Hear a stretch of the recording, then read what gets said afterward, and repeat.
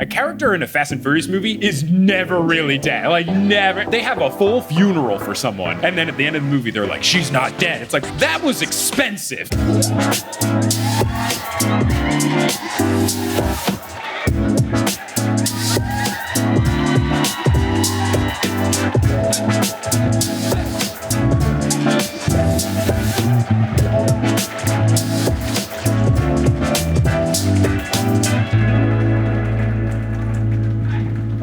Hartford, Connecticut, what is good?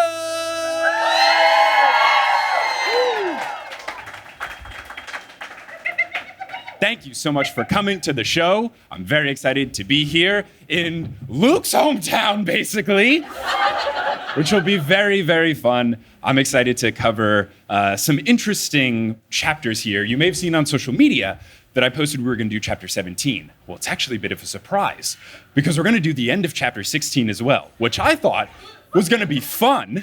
I was like, oh yeah, they'll fight a dragon. That'll be a fun way to start a show. And then we'll do whatever happens in chapter 17. And then the end of chapter 16 happened.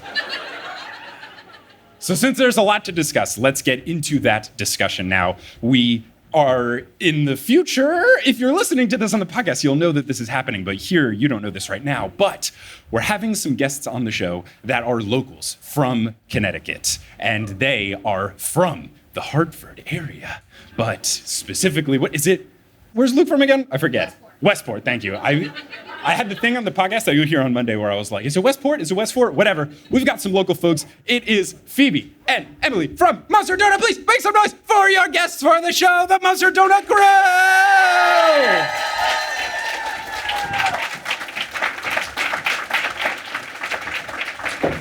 Oh, no, that's my bad. They told me before the show to warn people about hitting their head on the speaker. That's on me. Are you okay? I'm so sorry. I apologize. Also, could I interest either of you in a liquid death, which is water that definitely looks like I'm drinking a Miller Lite on stage? if either of you want one. How are you two doing? Good. I'm good. Yeah. You're good too? I'm wide awake now. I'm very excited to have you on. Now, in the episode, since the first time you've been on the show has already come out, we'll talk about your history with Percy Jackson and all of that. So for the purposes of this episode, though, we'll ask the repeat guest question, which is, have you ever done a sorting quiz or one of the read or Odin things? Well, who would your godly parents be? I have been questioning this my entire life. But for now, I say Hades. Oh, interesting. I genuinely don't have a good answer for why. Okay. Everyone tells me I have the vibe of a Hades kid, so. No, I've known Phoebe since middle school, can't confirm. Yes. Okay, all right. And then what about you? Mine, I went back and forth for a while, but I settled on Aphrodite. Ooh, any reasoning behind this one, or just vibes, like Phoebe said? It's like vibes. I don't know. I like aesthetic things. I'm also on the cusp of beauty, like for my astrological stuff, so it kind of just all checks out. Okay, I know nothing about any of the astrological signs. It starts, I'm like, I'm Aquarius, amethyst is my stone. I couldn't tell you anything else about what it means. And then we just roll with it. So that's very fun. Got a whole different cabin representation here. I've only taken the Reed Riordan quiz and I got Poseidon, but I feel like I should take like a more thorough one that instead of just like, is your favorite color blue? But we're going to get into the chapters that we are here to discuss. Now, where we last left off in chapter 16, where we left our heroes, they were about to fight the giant drakon, and Rachel Elizabeth Dare said, oh, I'll see you guys later. So let's pick it up. Now, narrator Percy says, to start this section, love it, quote, let me explain. There are dragons, and then there are drakons, with draken in italics.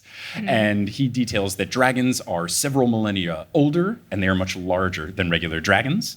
And at this point, I was wondering, hold on, I've heard about large old dragons in the Demigod Files. Why don't we send in our big bionic bronze dragon friend to fight this other dragon? And then I was wondering because my wife Kelly has told me that one of the Demigod Files stories is relevant. And when I was reading those, I was like, oh, I figure it's probably the sort of Hades because that was like a lot longer and more intense and nothing's really come up yet. But I was like, there's no way that it's going to be the more relevant story. Like, is this dragon going to come and help them? And still, as far as I've read, I don't know yet. So at this point, I was wondering, like, because the whole time I was just convinced, like, it's got to be the sword of Hades. It's going to be it. And now it's like, what if our bronze dragon friend comes back? You never know. Indeed, the trapdoor is intact. So the drakons look like giant serpents. They usually don't have wings. They usually don't breathe fire. All of them are poisonous. All of them are strong. And all of them have scales harder than titanium. So quite formidable foes. Their eyes also can paralyze you, not necessarily in the turn to stone sense, but in the make you so scared that you just freeze up and don't fight them sense. So still pretty terrifying to deal with.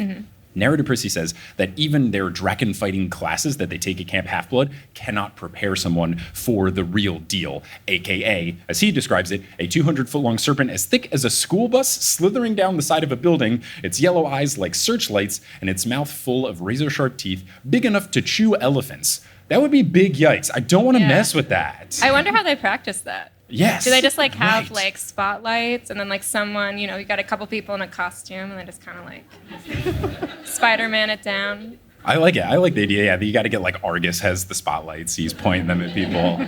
Stupid job. Now, Percy, after describing the drakon, says, it almost made me long for the flying pig, which he fought recently. And I don't know why almost. A flying pig sounds way less scary than a giant dragon slithering down a building. I don't understand why this was an almost for him. I mean, slaying a dragon's kind of like a proto-hero thing, though. It's something to write home about. You're like, oh, I slayed a flying pig. Okay. Oh, so you're saying he wants to rise to the challenge. Because if he defeats the flying pig, it's like, okay, fine, you defeat it. Okay. And actually, this dragon description specifically is like the most ancient, for those, since you probably have not listened or know me, my background's in like classics and linguistics and stuff. But if I timed this live show a little better, if this was happening 3 days later, they'd know this. So this particular dragon is like the Proto-Indo-European, which is like the super ancient, like pre-Greek, pre-Roman, all of that stuff civilization. Like this is kind of it. And you kind of see a glimpse of it when Apollo fights Python in the mythology. Like that's kind of like this story. And it's like a very, very old myth. Okay, all right. I'm excited to see how that all goes. Now, narrator Percy states that the enemy army is marching down Fifth Avenue, and they're doing so with ease because the campers cleared out all of the mortals from the streets to try to keep them safe. But unfortunately, that makes the path for the army going through a lot easier to navigate. The party ponies, who joined our squad recently, look nervous, so Chiron tries to rally them all together, and Percy says, I'll take the drakon, but then as narrator Percy lets us know that it came out as a squeak, so we're like, I'll take the drakon! And then he has to yell it a second time in all caps, or goes, I'll take the drakon! And you fight everybody else. And I just love that puberty has found its way into the Percy Jackson books. Like, I think that's really nice that awkward teenage boy things find their way into a book about an awkward teenage boy. Yeah. We've all been there, or at least I was there with my voice changing, where I tried to sound cool and then and it's just awkward stuff. Yeah, so what kind of dragon did you fight? It wasn't a dragon. I guess I fought the dragon of the first high school dance that I went to with grinding dancing. Right. I went to a very strict K through 8 school. When we had school dances, literally on the slips you'd bring home to your parents, it would say, save room for the Holy Spirit underneath them. No joke. So that was like not a thing. And then I went to a high school dance and everyone was grinding. I was like, oh no, I don't know what to do. And I was like, I don't want to be rude, but like, this is what I'm supposed to do. The first time it went bad. She left halfway through the song. It was bad. That was my dragon moment. I got my ass whooped. But then I got better. Now, Annabeth stands beside Percy with her helmet pulled low, but Percy can tell that her eyes are red. And I'm just wondering, from like a euphemism perspective, does that mean like she was crying? Does it mean she was angry? Does it mean she was tired? Is it any of them? I assume that she was crying. Okay. Yeah. And I guess Percy would think that too, because he very soon after this feels bad because Rachel Elizabeth Dare just came and that would make her upset. So do we think Annabeth was so upset about Rachel showing up that she was crying? That felt to me like a bit of an overreaction. Like she seemed more angry, not like tears in my eyes. That's true. I do think that Annabeth, though, is kind of the type that she cries a lot. In a lot of the early books, especially in Battle of the Labyrinth, I noticed. She does cry a lot. So representation for that crowd. Cry easily. I see it as representation for me, where the only time I cry is when I'm super angry. Yeah, I feel like I've gotten the thing where I'm like trying to fight back tears if I got angry, at least when I was younger. And that was always an embarrassing thing of like, well, I don't want to seem like I'm crying kind of thing. So, okay, I could see that as well. Now, Annabeth has this going on, trying to hide it. Percy can tell. He asks Annabeth for help, and then she agrees to help him, saying that helping out her friends is a thing that she does. It's who she is. But she says it in a dejected voice to let you know that she's still upset about the situation. And that's when Percy feels awful. He didn't mean for Rachel Elizabeth Dare to show up. And he wants to explain all of this to Annabeth, but he knows that there's no time, which is the classic situation. Like, I feel like there should be a tally marker for how many times this happens, or it was like something awkward was happening between me and Annabeth. And I wanted to talk to her about it, but something was actively trying to kill me, so I was going to talk to her about it later. Like, that happens so many times, so many times. It's tough. So he's feeling bad about this. No time to explain. He instructs Annabeth, though, to go invisible and to look for weak links in the armor of the drakon while he keeps it busy and distracted. And he asks her, before she leaves, to be careful. Percy then calls over Mrs. O'Leary, and she arrives, gives Percy a very suspiciously smelling like pizza dog licking, so he can tell she's been chowing down on some cards. And they together charge the drakon just as the enemy begins to attack the line of party ponies. The drakon then, very quickly, at least in terms of reading, it was just like, yeah, the drakon then swallows up 3 party ponies. It's like, oh my God, 3 centaurs are just gone. It's so abrupt. It's really intense. So swallows up 3 party ponies. Before Percy can even get there, Mrs. O'Leary leaps at the drakon, which is normally very terrifying, but because this thing is so big, even her being a giant dog attacking it just looks very puny by comparison. And her claw attacks and her biting don't really do anything because of those really hard scales, but she is big enough where her weight knocks it off of the side of the building, and then it falls onto the sidewalk, and it's trying to bite Mrs. O'Leary, but she's close enough to its mouth where it's not really getting to it, and then it's like spewing out poison and stuff like that. And then some of the poison gets the centaurs. So it's just like the centaurs are taking it left and right. And I guess we're like, they're horses that we didn't meet yet, so we don't like really. Right. It's not like when we were all mourning the loss of Lee Fletcher and we were all dejected for weeks on end. I still haven't gotten over it, honestly. Yeah, just it's a real tough one. He was mentioned 4 times in that book. 4 times. I know. And one was his death, and then one was probably after his death. Yeah, that's true. I should credit it with like how many times was alive Lee Fletcher mentioned. I didn't even factor that. Good call. So, some party ponies have been dissolved with poison, and some monsters have also been as well. So the drakon is just being a little reckless. Now, Percy finally is able to reach the drakon. He stabs it in the eye. It tries to attack Percy in retaliation, but he's able to dodge it. Mrs. O'Leary jumps on the drakon's head to try and distract it. And then narrator Percy, while this is going on, it says that the other battle is not going super well. You have panicking centaurs, for good reason. Yeah. You have overmatched campers, you have waves of arrows, and in general, the fight is just getting closer and closer to the Empire State Building, so they're not necessarily holding up the fort super well. Annabeth then appears on the drakon's back as her hat falls off, and she sticks her knife between a gap in the serpent's scales. The drakon roars and bucks Annabeth off.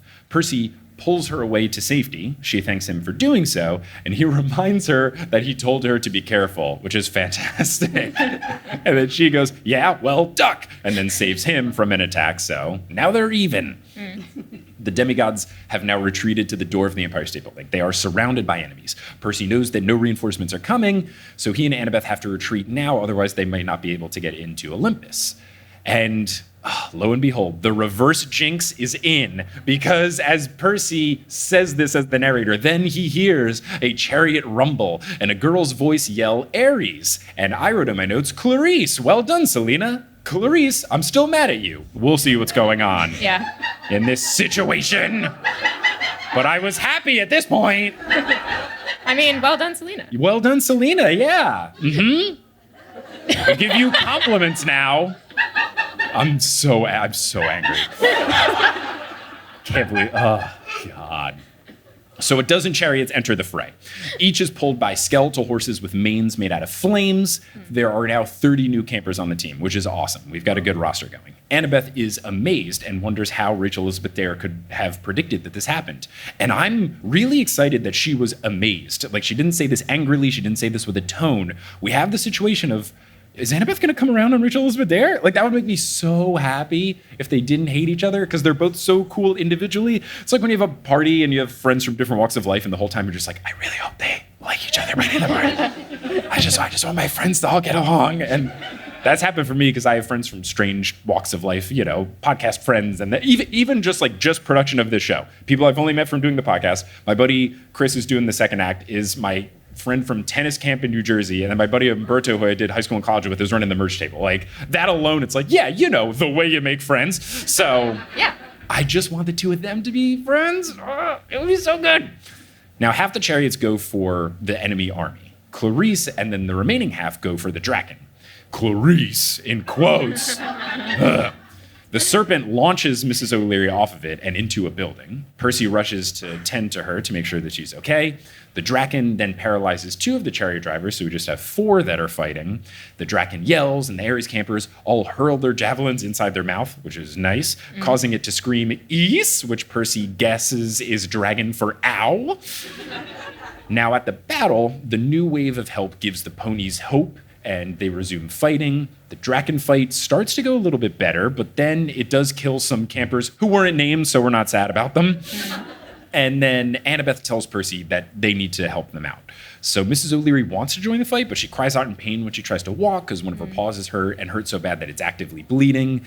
Percy tells her to hold back, that she's done enough already. So Percy and Annabeth jump on the monster's back and try to distract it. Percy encourages Clarice, in quotes, saying that its destiny is to be killed by an Ares kid. Percy then notices something wrong with Clarice. Her blue eyes shone with fear. And he finds it odd because she never looks scared. And then he finds it super odd because she doesn't have blue eyes. And what's Mike from the past's reaction here? He, in all caps, wrote, wait, earlier he said that her voice sounded more shrill, but he pushed that aside because he thought she was just fighting, so she sounded more shrill. And I didn't even write notes. I was like, all right, this is weird flavor text, Percy. I'm not going to waste my finger energy typing this. And then I continued to write my notes. That's not Clarice. That has to be Silena. And then I wrote, oh no, please do not let me be right. Because while I was editing episode 88, I think it's when Nico comes around, either 87, 88, something in that range. Nico comes back and says to Percy that he just spoke with Beckendorf. And Beckendorf says, oh, I'm waiting for someone in Elysium. Yeah. So he says, I'm waiting for someone in Elysium. And while I didn't say this in the recording, but in the editing, I was like, oh man, he might be waiting for a long time. And I was like, or not long at all. Selena's going to die before the end of the book. And then when this was all happening, I was like, oh, I would be sad about Silena dying. Oh, well, now we'll just have to, now we'll just have to see. Gosh. We'll get to that part. I feel like this is a lot of like me recapping a battle, and then it'll be the three of us having feelings for 15 consecutive minutes. I have a question for you, actually. At this point, are there any like spidey senses on mythology tingling? Not on mythology, because I am not well versed enough, because none of this came up in Hades the video game, but I only in the realm of this had thought, I finally dropped thinking Juniper was the spy and thought maybe it was one of the Stoles, just because earlier they had said something about wondering about a spy, and I was wondering, oh, it could be Connor in like a doth protest too much situation, and then Travis had like a couple of sketchy things, so I was like, it could be one of them, but no. Is there a mythology thing that happens to deal with all of this? Yeah, so this scene and then the following scene is kind of a mashup of a few very iconic scenes from the Iliad. Bless you. Is there anything particular, or is it just like people fighting dragons, or? So it's the scenes where, actually there's a few other Iliad parallel scenes in this book, but they're a little subtle. So at the beginning when they're in the war council, that's the first one actually, when it's the fight between the Ares cabin and the Apollo cabin. The Iliad actually begins with the fight between Achilles, who's like kind of the main character of the Iliad. I'm putting that in quotes, there's a lot of characters. And with Agamemnon, who is like the leader of the Greeks, because Agamemnon was trying to take some of Achilles' loot that he won in the war. And Achilles refuses to fight for the rest of the war to make everybody miss him and want him to come back and give him back his honor, his glory. Because in like ancient Greek times, like loot and glory were like kind of the same thing, and it was like there's not enough to go around. Basically, it's a something resource. Doesn't matter. But so that's sort of how the Iliad begins. Okay. This scene is kind of the beginning of the end of the Iliad, so we're kind of going forward a little bit, where Achilles finally rejoins the fight. Now it all makes sense. Because, and this is where I say, Rick, you know what you did. Because his lover Patroclus puts on a guy. Just to be clear. Puts on his armor and leads his men into the fight. So I'm just saying, Rick, you know what you did. Okay, well, this Clarice character yells Ares and charges the dragon. Percy tries to stop her, but the dragon hits her clear in the face with a bunch of poison, causing her to scream and fall. Annabeth goes to help. The Ares campers go around and defend her. Percy stabs the dragon between some scales to try and distract it, and after fending it off for a bit, Percy sees another chariot, and I wrote, okay, there's Clarice, with a girl who gets out and runs up saying, "No, curse you, why?" Percy doesn't know what's going on because he's very dense here, and he's like, wait a second, that's Clarice on the ground. But then also, there's Clarice out of the chariot. How are there two Clarices? It's like, Percy, there's like one character whose eye color we've talked about, and it's Silena. So he doesn't know what's happening. The real Clarice gets up to this fallen Clarice in quotes and repeatedly asks why Chris Rodriguez, who's in Clarice's chariot, which also could have been a pretty big hint to Percy of who's showing up right now. He approaches and then tells everyone to watch out as the dragon turns its attention towards them. Clarice looks at the serpent with pure anger, matching Ares' face when Percy fought him one-on-one in book 1. And Clarice yells, "You want death? Well, come on!" Which is pretty good. I'm still mad at her, though. She grabs Selena's spear and charges the beast despite having no armor or shield or anything. Percy tries to join, but Clarice gets there faster. She leaps atop the monster's head, drives the electric spear into the dragon's good eye, and then releases all of the magic power of the weapon into the dragon. Electricity surrounds this monster's head, and soon it dissolves away because it's been defeated. Everyone is stunned. Clarice is unaffected and runs back to the fallen soldier.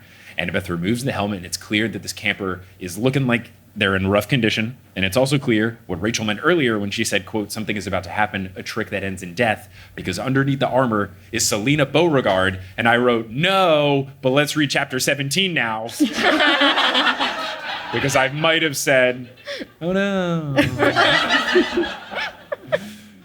So chapter 17 is called I Sit on the Hot Seat. And in chapter 17, it starts with Clarice cradling Selena's head in her lap and asks what she was thinking. At that point in time, I thought Silena was dead. So I thought this was like super dark and terrifying. Was I off base there? Did you guys think that's what was going on when you first read it? Or did you think she was like in the process of fading? I think the last line of chapter 16 is he's looking at the dying face. Yeah. So Okay, you did that. Okay, right. My rule in reading books is like, you know, it's got to be so clear. You've got to spell it out like 5 times and I'll maybe believe you. Sure. That they're dead. I feel like I'm going to get that way now because I have been watching the Fast and the Furious movies in preparation for an upcoming podcast project. And in those movies, it's now, I get the thing, and this is because I didn't read a lot of YA books as a kid, but there was a whole thing of when Thalia's going around, people are like, oh, a character in a YA novel is really dead. A character in a Fast and Furious movie is never really dead. Like, never, unless, even, there's someone, they have a full funeral for someone, and then at the end of the movie, they're like, she's not dead. It's like, that was expensive. They went through so many things. There was a headstone, there was a coffin, there was a ceremony, and you're telling me she's not dead? Oh my God, I'd be so mad. Didn't that happen with Percy in Battle of the Labyrinth? Oh, yeah. I guess they had the whole party. Yeah. They were, I guess, the They put on memoriam. a whole shindig. Yeah, right. Yeah. And he just walked right in. I wonder if they kept the receipt for the headstone that they got in Fast and Furious. Anyway, so Clarice is cradling Selena's dying head. And then Silena musters up enough energy to say, wouldn't listen, cabin would only follow you. And I wrote in my notes, how the hell did no one notice that Silena was Clarice? They don't look similar, they don't sound similar. And also I remember very early on, just because her last name is Beauregard, I was thinking, wouldn't it be funny if Silena had a French accent? So I would just love if it was like, Aries! Just like a really thick, it'd be terrible. But what was very funny about me writing this is the next line, Clarice goes, no one noticed? It's not just a random person. It's another person who's a high-profile figure at camp is pretending to be the person that they interact with the most, and no one picked up on it. It's very shocking to me. Mm-hmm. And narrator Percy about this says, quote, the Ares campers developed a sudden interest in their combat boots, which is a great, great way to say that they were all looking down real awkwardly at their shoes. Silena tells her not to blame them because they wanted to believe she was her. So I feel like that kind of makes sense as trying to will it into happening, but whatever. Clarice is sobbing and asks why she would charge the drakon. And Silena makes it clear that she feels a lot of guilt about Beckendorf's death and the drakon and the camp being in danger.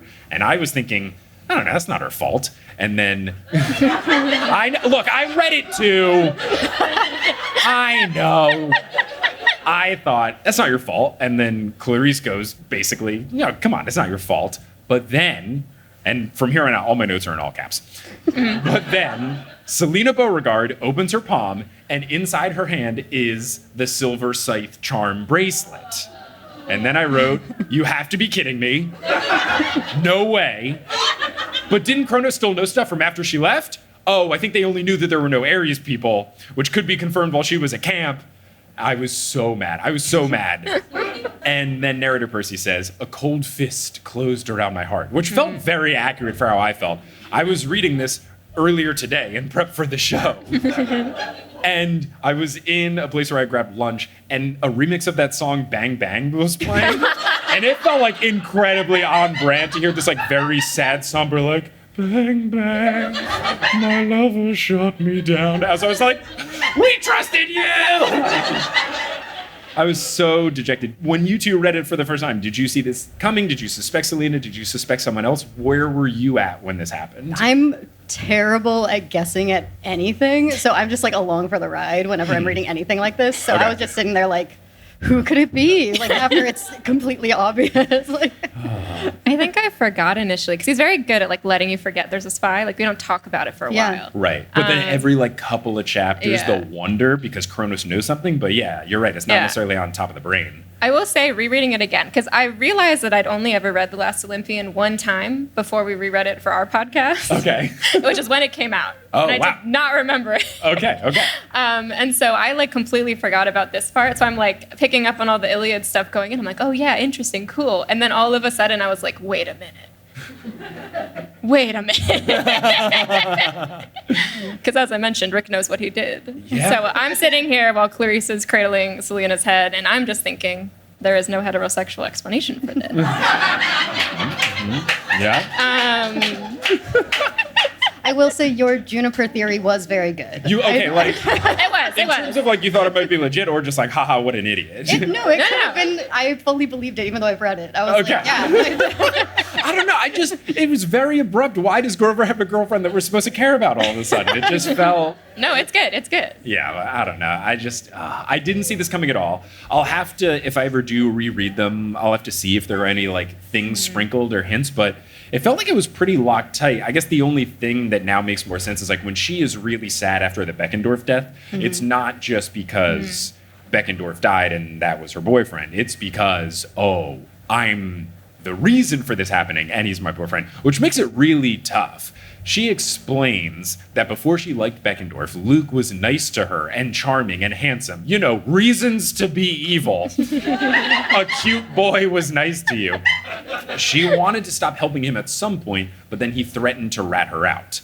And then he also promised that she was actually saving lives by giving them information, saying that fewer people would get hurt if she gave information, and he promised not to hurt Beckendorf. So I kind of get this from like a in too deep situation. I give her more credit than I would give Luke with the Kronos thing, because Luke was dealing with the Lord of the Titans, and she was dealing with someone who at once was her friend and, you know, had at least conflicting, the gods aren't as good as you think they are kind of things going on, blah, blah, blah. Also, to be unbelievably generous to Luke, he didn't hurt Beckendorf. Beckendorf technically hurt himself, but not really. Like, it's not like, you know, it's like he didn't go out of his way to hurt him, but like still. I mean, he might have, you know. Yeah, he still might have done it. You don't know. Percy looks at Annabeth, and she looks, quote, like someone had yanked the world out from under her feet. And at this point, I just wrote, again in all caps, this twist is good, because I am so angry at the fictional character of Silena Beauregard and not Uncle Rick at all. Because it didn't feel like a crappy twist or it was believable enough, but it wasn't just like completely out of left field, but he did hide it really well. And I don't feel like it was cheating in any sort of way. No one got resurrected from the dead or whatever. Like, it's someone that believably was the spy, and I think it's good. Yeah. So, like you mentioned, there are hints throughout the book. Like the one that's first coming to mind is in the scene that you mentioned, where I think there's a line where someone mentions that there's a spy at camp, or Percy mentions there's a spy at camp, and Silena immediately breaks down crying. Oh, or is that one? At one point, she spills the hot chocolate. I don't know if that's when it, but okay. It's somewhere in there. There's there are hints in there. some sort of outburst, Yeah. emotional or physical, when the spy is brought up. Oh, that's good. Yeah, I feel like it's the kind of things where I won't give an example because I would spoil literally anything if I said that, but it's like the type of media where there's a really good twist at the end, and it's something where like you didn't see it, but then when you rewatch it, it's like, oh, of course, but also it's so subtle that like there's no way you would know. Yeah. So I don't know if you've seen something, you know what I'm talking about. I want to say things, but like that would just be me being a jerk. Now, Silena asks for forgiveness. Clarice tells her that she won't die. Silena starts to say, Charlie, see Charlie, and then that's it. And I wrote, again in all caps, you're not going to Elysium, girl. Enjoy the fields of asphodel. Oh. And then after that, I wrote, oh no, my goodness, I feel awful for Beckendorf. On many, many fronts. Because at this point is when it dawned on me, oh, first off, if he's waiting for Silena, that's not happening because like she's not getting in. But then also the next level, and I was texting frantically Kelly about this, and she was like, I feel the worst for Beckendorf because she is the reason for it. So like Beckendorf did this whole sacrifice thing, but like really he was undone not only by his girlfriend, but he was undone by his girlfriend, who was also the spy and didn't tell him like, the real loser in all of this is Beckendorf. It's just so crushing. It makes his passing even more sad than it already was. And now I kind of get, like when I was doing the chapters, it was live shows when Beckendorf passes and people were like really sad. And like inside I was like, yeah, Beckendorf was cool, but like, it wasn't, like I was still sad, but people were like crushed over it. Now I get it. Like I get being crushed about it. So Clarice holds Silena and weeps. Chris Rodriguez consoles her. Annabeth closes Selena's eyes and says that they have to fight, and doing so would honor Silena since she gave her life to help them. Clarice says that she must be regarded as a hero. Percy nods and tells Clarice to come along. She grabs a sword from a fallen Ares camper and says Kronos is going to pay. And at this point, I was writing in my notes that I feel like Selena's in too deep makes more sense than Luke's in too deep.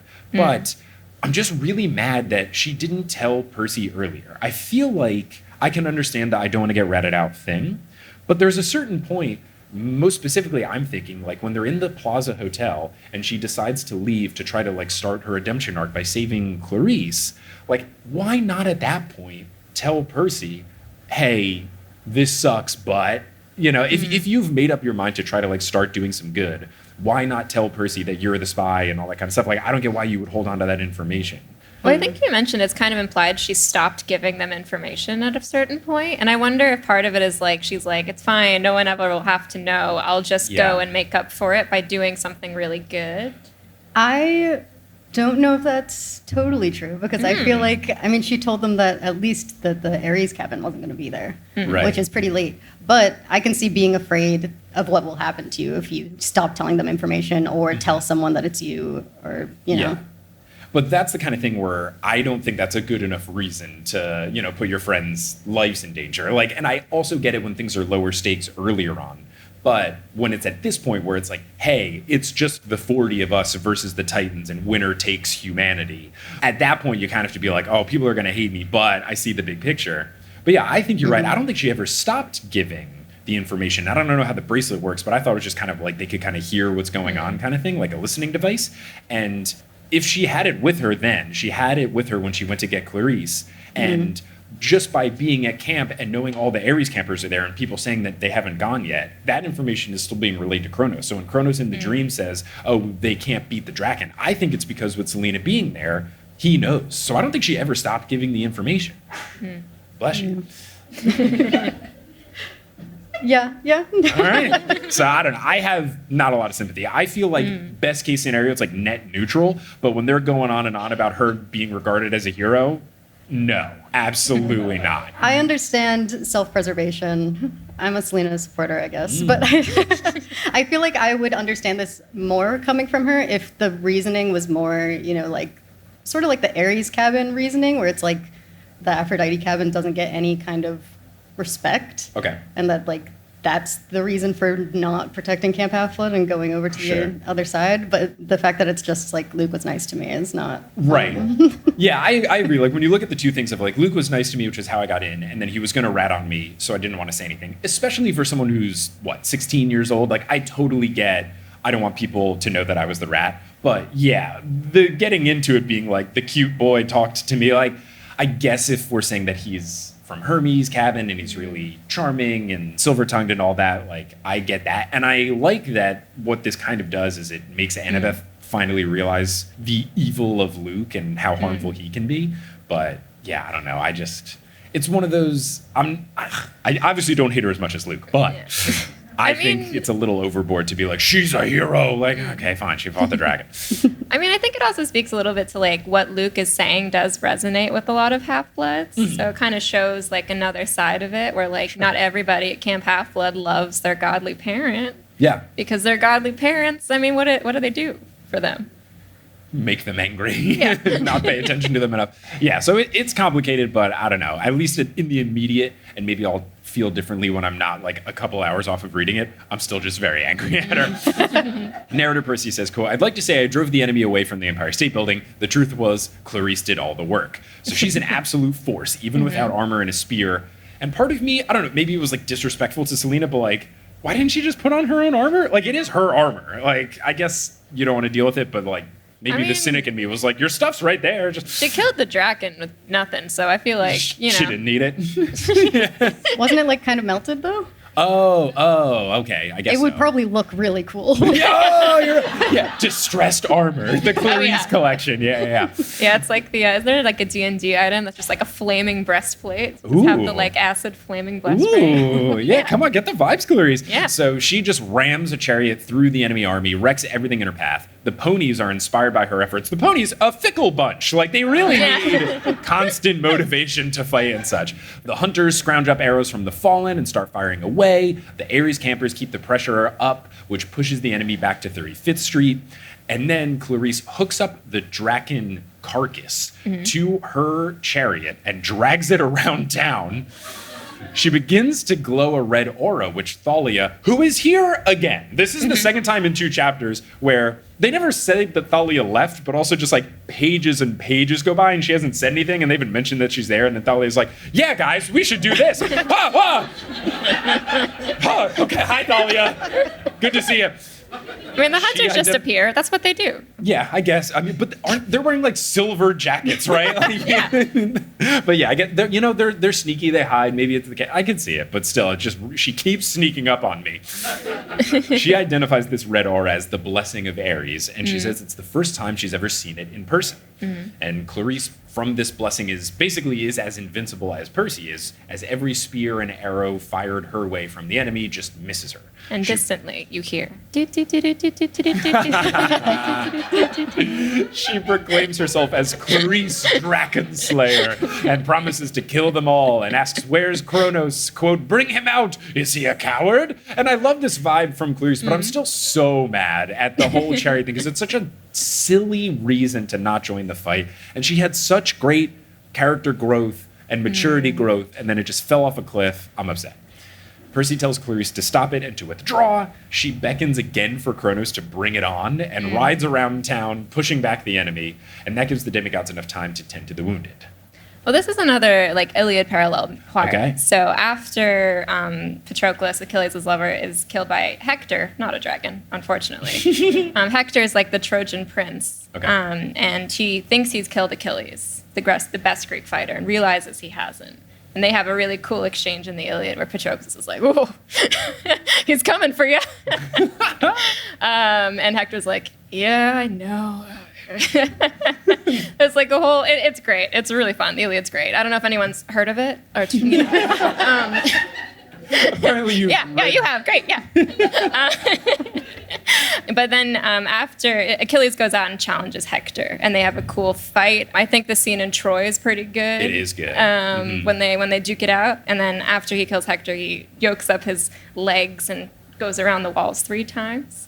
And it's just supposed to be a sign of complete disrespect for the body. And a lot of the Iliad is like Achilles' journey from having this like anger. Like the first word of the Iliad is mainis, which is divine wrath. Ooh. And it's like the divine, not just like anger, but like divine wrath of Achilles. And that's like kind of the story of it. So this to me, like as a classics person, I'm like, yeah, go Clarice, be Achilles. It's really about like putting aside all of these thoughts. Like the Iliad's really about like personal glory and like an exploration of that. So Sure. I feel like in this book with these parallels, like it works really well for me, is what I'm Okay. saying. I like it. I just liked it as like an action movie type thing of like, yeah, drag the dragon around town, scream stuff. So the demigods are tending to the wounded. Chris Rodriguez promises to get Clarice to come inside eventually when she tires herself out, which is great. I'm really liking Chris Rodriguez. Percy asks if anyone is back at camp, and Chris Rodriguez says only Argus, the nature spirits, and Peleus, the dragon. Percy does not think that is enough to put up a real defense, but he's glad that Chris Rodriguez and the Ares campers have shown up. Chris Rodriguez is sad, apologizing for taking so long. He tried to reason with Clarice, telling her that defending camp means nothing if all the demigods die. And Thalia says that she and the hunters will stay and defend, telling Percy and Annabeth to go to Olympus to try and start setting up the final defense. So they enter, and they see that the doorman has left his post, leaving his copy of New Moon behind. And the Stolls, now confirmed, in my case, innocent, so I don't have to worry about them anymore. They arrive, and they ask if it's true about Silena. And Percy said she died a hero, which, one, I think is a stress. And two, when they asked if it was true about Silena, I was like, I think they might have been asking if she was the spy. But then Travis then kind of shifts around nervously and begins to say, I also heard. And then Percy goes, that's it, end of story. And I'm like, I don't know, man. Like, I'm not happy about it. Travis then moves on to talking strategy, thinking that the enemy having to go up the elevator in waves will slow them down. Percy asks if there's any way to disable the elevator. Travis says no, because it's magic and normally you'd need the key card, but the doorman is gone, meaning that the defenses have been depleted and anyone can just go up and use it. Percy wants to keep them away from the doors and bottleneck them in the lobby. Travis says that they'll need reinforcements in that case because they'll eventually get overwhelmed. Connor delivers the bad news that there are no reinforcements. Percy then looks at Mrs. O'Leary and wonders if Connor might be wrong. And I'm thinking, ooh, Hades reinforcements. Could we finally get Hades to join the mix? We saw in a previous chapter Nico trying to reason with him in a dream to help out. And Percy then approaches Mrs. O'Leary, says he's proud of her, and then asks her for one more favor. And then as narrator Percy, all he says is that he whispered it into her ear and doesn't reveal it. And I'm getting really upset with this stuff. Like, narrator Percy, we used to be friends. You used to tell us everything. Now you're playing games and keeping secret. Like, Chiron's gotten to you. It's all for the plot. And my guess here would be that it is some Hades stuff, especially because it's Mrs. O'Leary. She's a hellhound. She can go into the underworld. Nico was trying to get him to help. So that feels like what it is. But we can't discuss that, so let's just move on. She shadow travels away. Percy rejoins Annabeth in the lobby, and then Percy sees Grover leaning over a wounded Linnaeus. They're just like really getting in all the deaths. Like they're just really starting to pile up. Grover's fighting back tears. Linnaeus asks if they won, and Grover lies that they did and says that it was thanks to his help. And Linnaeus says, told you, true leader, true, and then passes. So, confirmed, he's the good one from the Council of Elders. We like him now, going out on a high note. Grover then gives him an ancient blessing, and his body fades away, leaving behind just a sapling and a small pile of soil. And Grover says, a laurel, oh, that lucky old goat. And Grover picks it up and says that he should plant him in the gardens of Olympus. And Percy basically goes, we're headed that way, you wanna hop along? So then they all get in the elevator, and I love that we have found a way to get the original trio going up to Olympus together, which is really nice, just the really nice parallel of it all. And narrator Percy even picks up on this, saying that he thinks back to the first time that he went up to Olympus, and he thought that he really wished that Annabeth and Grover would be here with him. So he's really happy that they are back. And as narrator Percy, he says, I had a feeling it might be our last adventure, which is very funny, given that now they're writing another book with the three of them. So little did you know about capitalism, Percy. I'm sure Uncle Rick had a story to tell. But also, getting that bread, baby. No, that one, no, I don't even, that'll be spoilers. No need to ask. Annabeth says to Percy, quote, Percy, you were right about Luke. And I wrote, yes, in all caps with 17 S's. I know you two are both very pro Luke, so how do you feel about Annabeth's coming around here where basically she says that because of what Silena said, she realizes the harm that he could do by making someone believe him and all that kind of stuff. I love this moment for her. Okay. I am pro Luke, as in I love him as a character, and I love the journey that he goes on. I don't fully support everything that he does. You know, good. But I think that shows the content of your character. Don't fully support.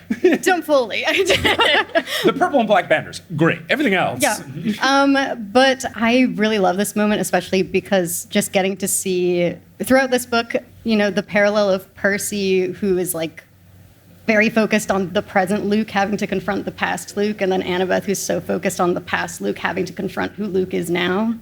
And just this moment of her finally like acknowledging and seeing who he is kind of for the first time because of what he did to Silena. No, I think that's nice. Were you enjoying it as well, or? Oh yeah, no, it's great. I think just like, for me, what struck me as well is that like, I think Luke did a lot of the same things to Annabeth that he did to Silena, leveraging the relationship. I thought it was really interesting for her as a character that like, she only saw it when it was someone else. Yeah. That it's happening to you. No, yeah. Oh, yeah. Right.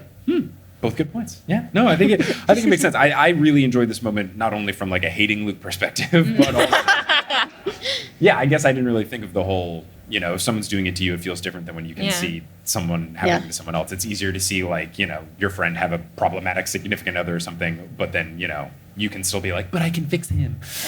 Yeah. Now, when Annabeth says this all to Percy, she ends this by saying, I hope you're happy. And I wrote in my notes, he didn't tell Silena to die.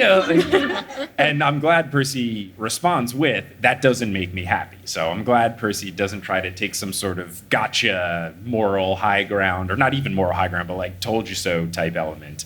He's not happy about this, which is big of him for someone who hates Luke so much.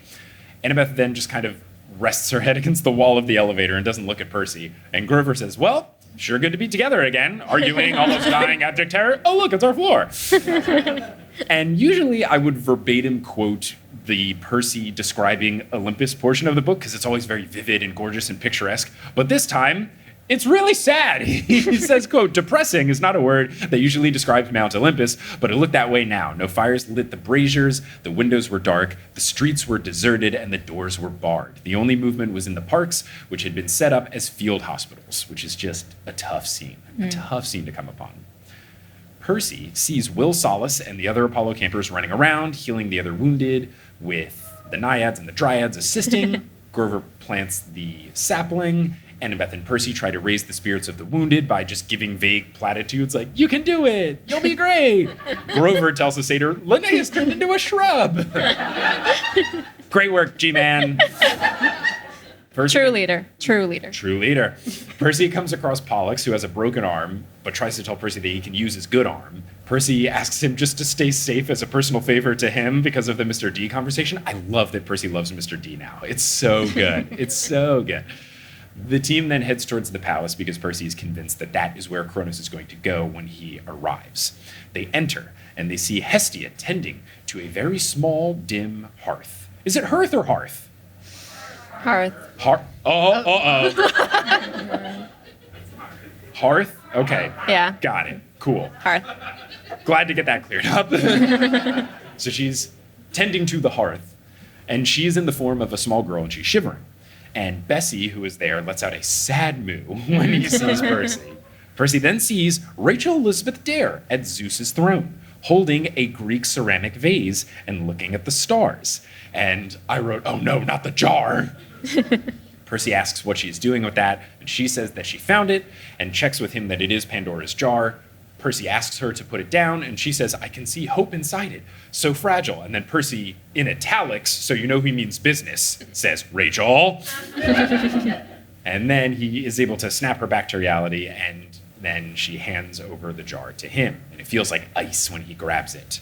Annabeth tells Grover to join her in a search around the palace for extra Greek fire or for Hephaestus traps. And Grover begins to protest, but then Annabeth elbows him, and he goes, right, I love traps! And they leave, which I think is great and funny, but also, like, good on Annabeth for recognizing that, like, Percy should probably have a one-on-one moment with Rachel Elizabeth Dare and giving it to them. Like, that is a ton of growth from her, I feel like. That's very big of her. Could not imagine a 15-year-old me doing that.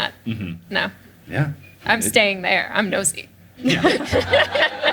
Go on. They left the room. They're really standing outside looking at it. What are you guys talking about? So before we get into what all is talking about, that's where we're going to close this portion of the show and this portion of the episode. If you're listening after the fact, I know it's so good, but we only have so much time before I get kicked out of here. But thank you both so much for joining. We will now, for podcast purposes, let's all say goodbye to the podcast people as they go to the mid-roll break. So goodbye, podcast people. Hello and welcome to the Cached Olympian Shubio New York City edition once again, and I'm here with some updates and information about the show. First, about this show, you will notice that after the break, the Q&A will be with me, but also with my buddy Chris, who did the second act with me. This was a half Potterless, half TNO show, and Potterless was Act 2, and Chris did the Potterless portion, so that's why Phoebe and Emily will instead sound like a singular man, and that is Chris. Now, also, in the beginning of this episode, you may have heard when Phoebe and Emily were taking the stage, a loud thud and then me apologizing. That is because Phoebe hit her head on the speaker that did hang quite low on the stage and was near the stairs. And they warned me before the show to watch my head. But then Phoebe and Emily showed up after we had completed sound check and the doors were open. So they just went straight to the green room. They didn't go into the stage area at all. So I completely forgot to pass that message along. And now I understand why they passed that message along. Because if you're not looking for it, you might hit your head. Phoebe's okay. But that is clearing up what you heard in the beginning of the episode. Now, announcement time. We've got new merch and it is live. The Camp Regular Person shirts are up. The Pro Pigeon podcast pins are up. Similar design to the shirts, but now they are in a gorgeous enamel pin form. And we also have a TNO sticker that just says TNO with a trident. So not the logo with all the words, just our nice little abbreviated form, TNO. There's also stickers that we've been selling at different tour stops along the way live. So you can get all of that merch right now at thenewestolympian.com/live. And if you go to bit.ly/TNO sticker, all lowercase, you can see how to get some of those stickers for cheaper if you buy them directly through me. Now we're into October. We've got 2 live shows coming up in October back-to-back. Philly, aka Doylestown on October 21st and New York City on October 22nd. Super excited about those shows. Get your tickets before they sell out. Adam Amawala will be joining for both of the shows. Steven will be in Philly. Sequoia will be in New York. Adam will be opening both the shows with some stand-up comedy, and then we will get into our dissection of the first Percy Jackson film, and you all understand how that's probably going to go. It's going to be a hoot and a half, and I think these shows are going to be really funny, not just because of the guests, but doing the show in DC when we did the Percy Jackson Ultimate Guide, to do a live show episode about something that you poke some fun at throughout, just with a live audience is just so fun and so infectious. So if you live in the area and you're looking for a good time, it's going to be so fun. The venues are really cool. I've performed in them before and they have really nice vibes. So tickets to those shows are live at thenewestolympian.com/live, and I hope to see you there. Now, this show would simply not be possible without all of the support that I get from our lovely, lovely patrons. And so many folks joined recently because of that movie live stream, and we are still making our way through the backlog. So here are another 50 people to thank that joined the Patreon recently. So shout out to our newest Mega God tier patron, Adrian Lack, and shout out to our newest Super God tier patron, Emu. Shout out to our newest God tier patrons, Ellie Whiteman, Some Swiss Guy, Leo Is Not on Fire, Lauren Brinsfield, Chase Battle, Julia Sanger, Veronica Plukova, Otso Casey Stewart, Bailey Jennings, Blue Skittles, and Caitlin Labry. And shout out to our newest Demigod tier patrons, Isabel Ramos, Lucas Gunn, Morgane Lehuru, Asha Hoyt, Laura Gaines, John Bornison, Haldy, Kelly Hyman, Anna Jennings, Lily, Linka Marissa, Loaf Isaac. It's spelled Kelly, Kelley, not Kelly, Kelley, as a very biased person married to someone who spells it Kelley, the correct way. I'm just going to have to disagree here, but I do appreciate your support. Deniz Varki, Rose from Brussels, Akio Persibeth, Yolanda Rin, Kara Ward, Kelly Meehan, Ahmad Shikomar, Hannah Obvious Jui Gershowitz, Megan Megger, Clara Rue, Jaws from New Zealand, Riley 13, Letitia Bojard, Anna Cerrillo, Macy Bird, Ida Isaacson, Epic Raptor 985, Alexis M, 4 Octopus Arms, Allie Kendall, Gabe Ship, Allie Bender, Elida Lilly, Sarah McCoy, Claire, You Look So Cool 1, Patrick Cooper, Christina, Reina Avila Ramirez Arellano, Mallory Wan, Kaja Eversole, Leanie Queenie, Starjumper 1012, Paula TH, I Don't Know Hi, Amy M, Sammy, and Devery Lowenthal. And a name correction for Tana Magenti, who my Notes app just decided to completely change their last name into McGinty. The Notes app does that sometimes, so if I say a name that is just not yours, it might be that. Please send in a name correction, or if I mispronounce it in any way at all, please send me a DM on Patreon and I will do a pronunciation correction. But thank you all so much for your support. May Zeus bless you that when you reach for a door handle, you don't get that weird shock thing that happens to you sometimes. Now, if you're all caught up on the New Olympian and you're looking for a new podcast to listen to, I make a whole bunch of podcasts. I'm an independent podcast boy, and I think you would like some of the other shows that I make. If you want something that's a bit of a change of pace, but still features me and some other funny folks, you should check out Modern Muckraker. Modern Muckraker is a comedic investigative journalism podcast where I serve as the host. It's a scripted show. I play a character who believes he's completing the world's most important investigative journalism imaginable. However, in reality, he is answering questions such as, when should Spider-Man take the subway instead of web swinging? Or is the budget of East High School from High School Musical realistic for a public school in Albuquerque, New Mexico? We put in so much work to answer these questions. We go really in depth. We interview highly overqualified experts, and we come to conclusions in all of these episodes. You can listen to it wherever you get your podcasts by searching for Modern Muckraker or going to our website, modernmuck.com. Now, before we wrap up here, you're going to hear words from a few sponsors who make it feasible for me to be a full-time podcaster. Some of these ads will be read by me. Others of them won't. The ones that are not read by me are inserted locally. So if you live in Poland, don't be surprised if you hear an ad in Polish. But once those ads are complete, we'll get back to this episode of The New Olympian. This episode of The New Olympian is brought to you by Athletic Greens. Now, you have seen Clarice be kind of grumpy in a lot of these chapters, ultimately leading up to what takes place in this one.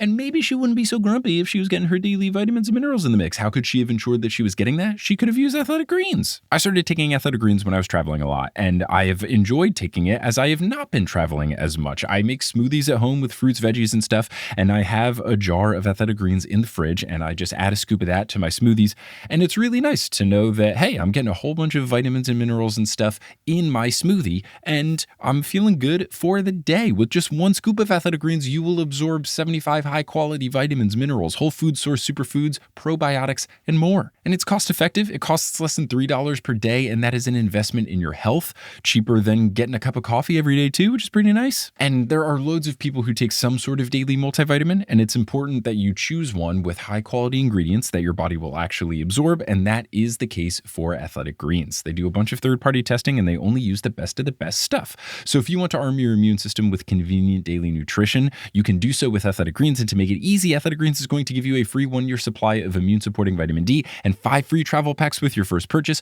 All you have to do is visit athleticgreens.com/newest-Olympian. Again, that is athleticgreens.com/newest-Olympian to take ownership over your health and pick up the ultimate daily nutritional insurance. So if you want to make sure you're getting your vitamins and minerals, and maybe you don't want to be grumpy to all of your friends, you could try Athletic Greens today.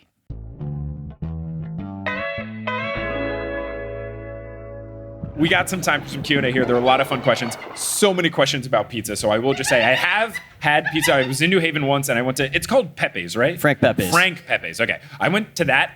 No joke. I'm a very stickler about pizza. Central New Jersey is a very particular type of pizza. It is very similar to New Haven pizza. I would say it's the closest I've ever had to New Jersey pizza that I grew up eating, Di Lorenzo's, is New Haven. Di Lorenzo's gets free ads. New Haven. Oh, you can get free ads. All right. It's your podcast. All right. At Frank Pepe's. So I really enjoyed it. The only difference is I feel like they cook it a little bit more in the oven. So the crust gets a little bit of that more of the black dust, which I know some people love, but I thought it was just a little too much. That being said, I happen to be there. I don't know what month it is when they do the seasonal, tomatoes are in special season. So you get fancy tomatoes. I had that one, which was very good. I enjoyed that a lot. The white clam pizza is very, very good. I'm from Boston, so they have 2. Shout out. All right. All right. Yeah, so there's 2 Frank Pepe's in the general area, so I've had it. Very good. I very much. Yeah, we had it. It was good. So pizza questions aside, I've had it. It's good. It is my second place to New Jersey pizza, which is just ingrained into my heart. Now, this question is from Jamie. The subject line was Nico visits Connecticut. Hi, Mike. Thanks for coming to New England. If they came out with a Percy Jackson version of Hades, where the side characters give Percy boons, what do you think their boons would be? Now, I know you're not a Percy Jackson guy. Have you played Hades, the video game, at all? No? All right, then I'll handle this one. I feel just to rattle off a few few of them. I feel like Grover could have some sort of like nature-based boon where he kind of gives you the power of Pan. I think that could be really fun. I could see Annabeth giving you like the trinket, like kind of like how you have the invisibility thing from Hades. In Hades, you could have the invisibility hat from Annabeth. You could poof around. That'd be fun. I could see Tyson being one of the like summons when you basically call in someone to help you out. I'd like him just like coming in and giving a big punch since that's his go-to move. I could see Briares being similar like that, him and his 100 hands coming in. This is one of those questions I can answer for hours, but I feel like there's so many possibilities from side characters alone, not just, the gods, obviously, who are already in Hades. Okay, this one is from Maggie, subject line. This is a pro-Massachusetts email. Hi, Shoobs. Let's go. Yeah, thanks for making the drive. Hi, Shoobs. In your opinion, who would win in a fight? Percy and Annabeth or the penguins of Madagascar? Have you seen the Madagascar films? Of course. They're a ferocious bunch. So do you think the son of Poseidon and the daughter of Athena would win in a fight, or those crafty penguins from Madagascar? I'm just trying to wrap my head around the visual of these penguins assaulting like Poseidon of the ocean. Well, it's just his kid, so, Oh, okay. But I don't know. I mean, they are crafty. I'm not as familiar with the Madagascar lore, but I know there are 4 of them, so they've got the numbers. And they've got the sneak factor with the whole, you didn't see anything guy. I feel like I would give the slight edge to Percy just because, if they are fighting the penguins of Madagascar, they do have water around them, and Percy being the son of Poseidon, having the water powers, I feel like would go a long way. But if this fight somehow found its way off water, I think the Madagascar penguins, if they set up a bunch of elaborate traps, they could get them in a pickle. I think it depends. Who's got the home field advantage here? That's really what it comes down to. I think that's what it comes down to. So this question is from Hannah and Michaela. It says, hi, Mike. One question. Did you know pigeons in Massachusetts legally have rights? And then here is a screenshot of Section 132 General Laws. Section 132, pigeons, killing or frightening. Whoever willfully kills pigeons upon or frightens them from beds which have been made for the purpose of taking them in nets by any method within 100 rods of the same... I thought this legalese is hard to read. Whoever willfully kills pigeons upon or frightens them from beds which have been made for the purpose of taking them in nets by any method within 100 rods of the same, except on land lawfully occupied by himself, shall be punished by imprisonment for not more than 1 month. Maximum 1 month? Come on. Minimum a month. Or by a fine of not more than $20, and shall also be liable for the actual damages to the owner or occupant of such beds. How do you assess the damages of a pigeon home? Well, I guess... Like when you go to Liberty Mutual, what's the... This weirdly feels more what's the assessment? This feels more like the property has more rights than the pigeons. Up to a month and up to $20? I like that they have rights, but they don't have enough rights.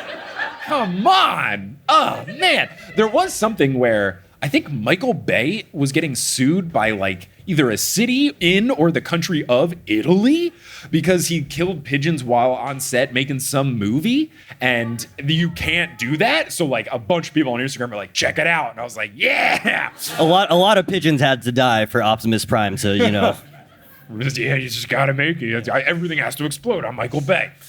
Okay, this one is from Cecilia and the crew. Glad the crew made it out too. Shout out the crew. Shout out the crew. Hi, Mike. Loving the show so far. There aren't many things that are too unique about Connecticut, but like the rest of New England, we do have a sometimes obsessive love for Dunkin' Donuts. In honor of that, what fast food or retail job do you think that each of the trio, Percy, Annabeth, and Grover, would either excel or comically not excel at? Fantastic.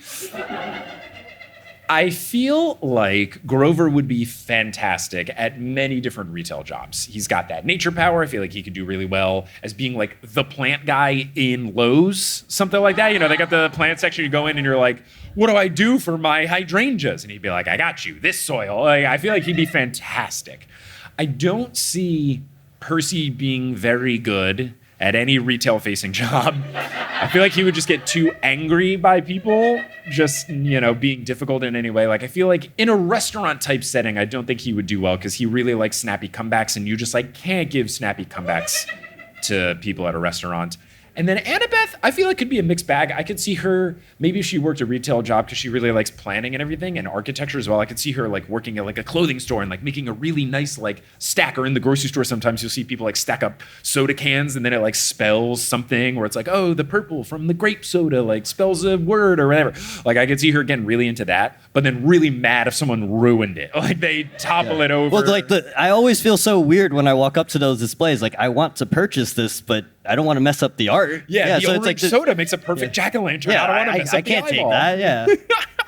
that would be my thought. Fantastic question. Okay, this one is from Julia Kendall, longtime supporter of the show. First, not from Connecticut, which I'm good with, grew up in Texas, but currently in Massachusetts. My question, if you could have a story from a different character's point of view, who would it be and what story? And in the green room, we were talking about this.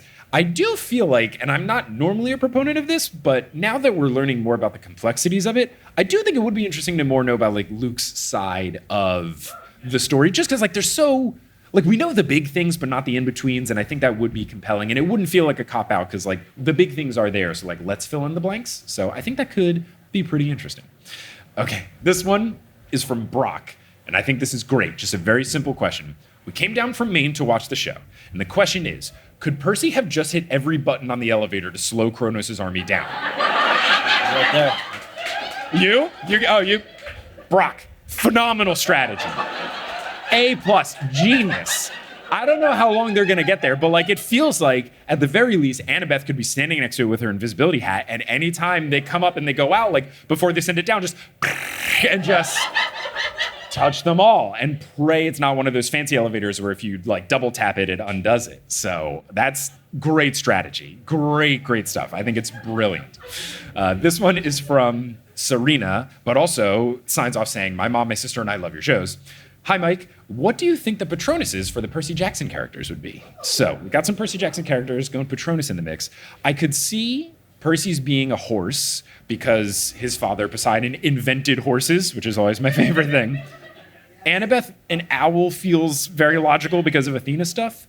Grover, I'm not sure. I could see maybe one of the mythical creatures that we see when, he visits Pan, so like woolly mammoth or the Tasmanian tiger or something like that. Goat feels too easy, and it's also like him, so it feels like too narcissistic. And then Tyson, I could see just like something really cute, like just something really adorable. He would just have like, I don't know, like, didn't he call something like bunnies or pony? Like he always like calls things like the simple version. So I could just see like a cute little rabbit or something. Okay, the final question is one that when I saw through in the inbox, I was really happy about this one. This one is from Allie and Jackson. The subject line is Hartford has it. Is that like the slogan of Hartford or something? Yes, it is. Okay, cool. Well, Hartford has it. It is now. All right, yeah, we've minted it. Allie says, I know this is a Percy Jackson episode, but I'd be amiss if I didn't shoe in a horse question since we are in the basketball capital of the world, Yukon country. Accurate. National champs. National champs. So, and you can probably answer this one as well. What cabins, which is basically just who is your Greek godparent, what cabins would you sort various Yukon alumni into? Diana Taurasi, Sue Bird, and then in parentheses, the GOAT, Breonna Stewart, and Tina Charles. So, it's going to be a tricky one. I'm trying to... Diana Taurasi feels like it has to be Hermes, just because trickster type god, and she's always talking smack. Like, she is known for her legendary trash talk. Hermes' cabin feels like the trash talky type people. And then Breonna Stewart is like just very talented, and I'm mad that she's not on my favorite team anymore, but she's very good, and she's pretty like reserved and soft-spoken for the most part, so I could see her being in like a more thinky cabin. So maybe Athena, like wisdom, like she's a very smart game and like knows different ways to break down the defenses, so I could see that. Tina Charles is just like an absolute like tour de force of basketball. Like in Tina Charles' prime, it was just like good luck defending Tina Charles. To me, that feels like Ares' cabin, just, fighting, war, like what are you gonna do? Yep, God of War, right? So, right. Yep, that checks out. Overpowered. And then Sue Bird, it's tough because she is the GOAT. I want to sort her into all of the cabins because she's the best. She was on the Seattle Storm for her entire career. So Storm, that gives me like Poseidon vibes, water and all of that. But the Storm's also lightning. So she could be in Zeus vibes, but she's not a jerk. she is like her like real strong part of her game was assists, so like setting other people up. So I don't know if there's like a Greek god that's more of like assisty type, like the helping along the way, like Hephaestus maybe? I'm not sure. Hercules? Hercules, yeah, he doesn't have a cabin, and I don't. All right, No, I'm sorry. Look, I know you've not read the book, so but no, I like He just had the 12 labors. He was serving others. That's all I got. Yeah, no, that's. Yeah, was Hercules the son of Zeus, right? Yeah, okay, so maybe that could be Great Disney movie. It's a good one. It's a good one. My Comes up a favorite. lot. Yeah, Going the distance. I think this might be one that I will have to think a lot about, but I think that's what makes it a good question, is that Schubert is a lot of different angles. I think if I had to pick, I would lean towards Zeus, but like maybe she's the person that like redeems Zeus' cabin. I mean, like Thalia is not a jerk, and she's a child of Zeus, so like yeah, let's put Schubert in the Zeus cabin. And that is the sorting of the Yukon legends here in the Connecticut show, and that is the finale of the Connecticut show. Give yourselves a round of applause for making it out to the show. Thank you all so much. Give it up for Chris for being an incredible guest for Act 2. And give it up for everyone here at Webster for setting up the show. So many people are hopeful of this, from like tech to sound to the people taking pictures and videos, to like everyone here. Give it up to the whole Webster team. Everyone was really great. It was delightful to be here. And give it up to my buddy Umberto for running the merch table and coming in to hang out as well. Thanks to Umberto as well. Really, really appreciate it. Appreciate you all coming. Can't stick around long because we need to ship ourselves up to Boston to go home after. But thank you so much. Really appreciate it. We got to get out of here. But thank you all so much for coming out to the show. I hope to return. First time here in Hartford, but it was an absolute delight. Thank you all so much for making it very special. And until I come back and cross paths again, until then, I'll see you later. Thank you so much for coming out, everybody.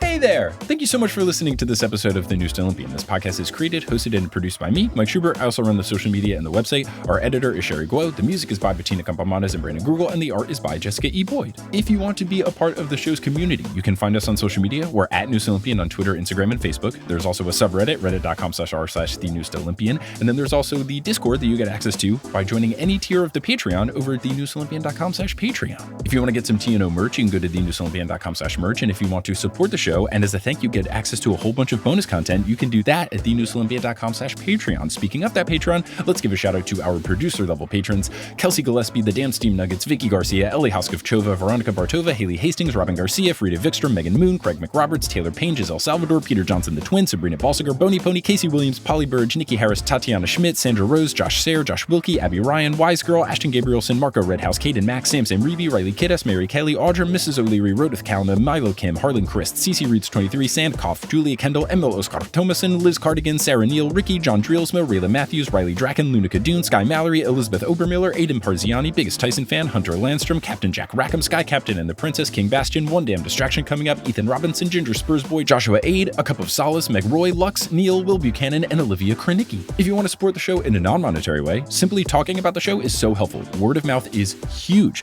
So you can tell someone that you know who loves Percy Jackson about the podcast, or you can talk to someone who's looking for an excuse to finally get into the Percy Jackson books about it, or someone who's maybe getting hyped for the TV show that's coming up and they want to understand what's going on. Or you could post about the show on social media, or you could leave us a rating and review on whatever podcasting app you're using. All of these things really do help. I'm very appreciative to everyone who has already done so, and to anyone who will do so in the future. But I'm just so thankful that you tuned into this episode, and I hope you tuned into our next episode, where we will finish up chapter 17 and complete all of chapter 18 with Willa, aka Willery Wisp from TikTok. But until then, I'll see you later.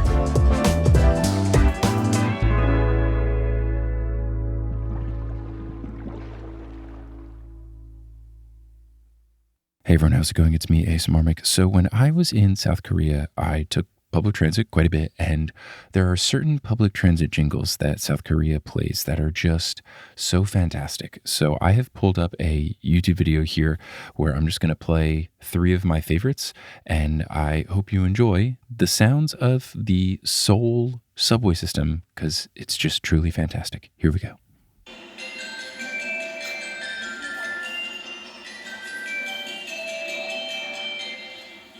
Here's the next one.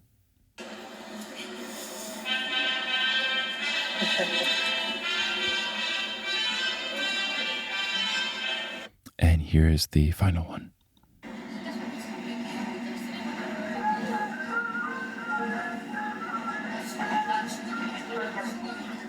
Thank you for listening.